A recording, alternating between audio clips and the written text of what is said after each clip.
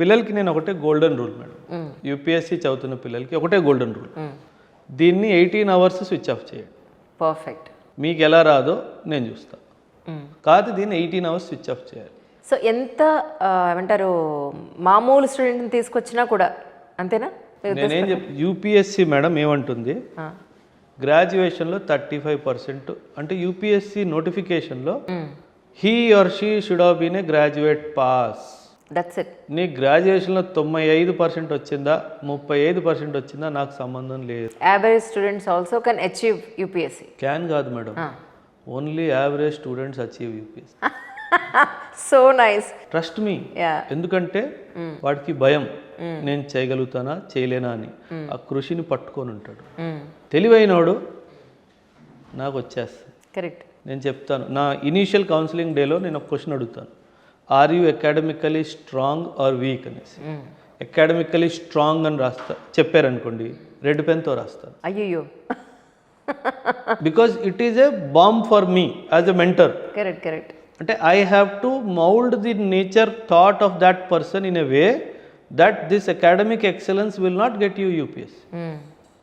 I have to work on that. True true. So then I start breaking their psych.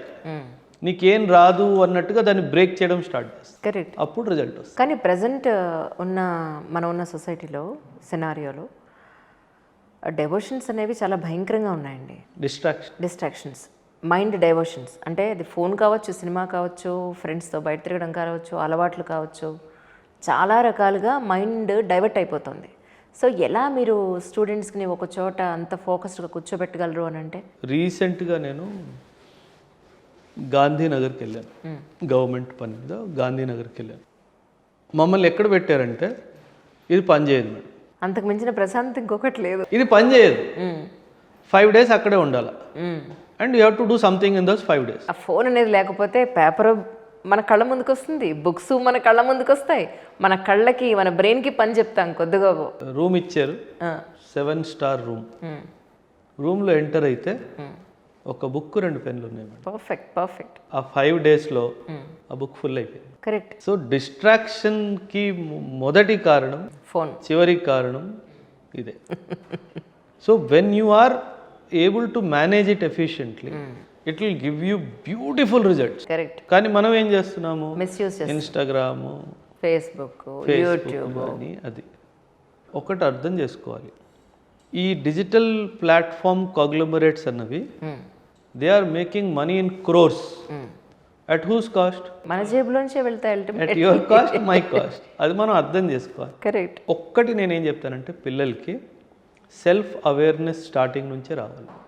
నేను ఎందుకు వచ్చాను, ఎంత కష్టపడి పేరెంట్స్ నన్ను ఇక్కడ పంపించారు, వాళ్ళు ఎంత కష్టపడుతున్నారు, ఈ డైమెన్షన్స్ అన్నీ వాళ్ళు గుర్తు తెచ్చుకొని రిమైండ్ చేసుకుంటూ మైండ్లో వాళ్ళ సెల్ఫ్ కంట్రోల్ రావాలి.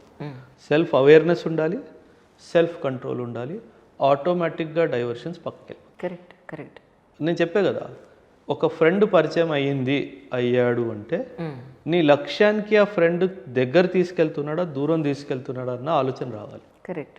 దగ్గర తీసుకెళ్తున్నాడు అంటే go with him or her, దూరం తీసుకెళ్తున్నాడు అంటే దూరం.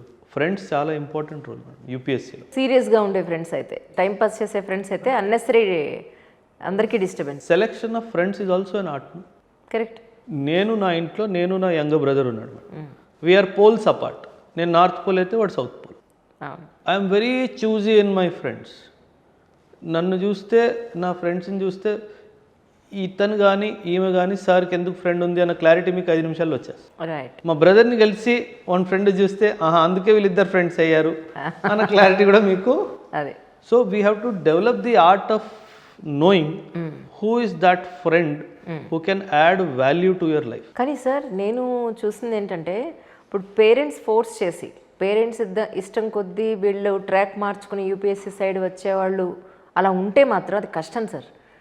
అల్టిమేట్లీ వాళ్ళకే ఉండాలి కసి, పట్టుదల వాళ్ళకే ఉండాలి, వాళ్ళకే అంత డిటర్మినేషన్ ఉండాలి, వాళ్ళే సాధించాలని అనుకుంటే తప్ప ఇది ఎక్కదు, మైండ్కి ఎక్కదు. ఎమోషనల్ ఇంటెలిజెన్స్లో డానియల్ గోల్డ్మెన్ అని చెప్పేసి చాలా పెద్ద psychologist. He is known to be one of the prominent persons who spoke about emotional intelligence. I would suggest you also buy that book and read by Daniel Goleman. What he says that I cannot externally induce motivation in you. అంటే నేను motivation నీకు injection ద్వారా ఇవ్వలేను. It has to come from inside. Exactly. Self motivation ఉండాలి.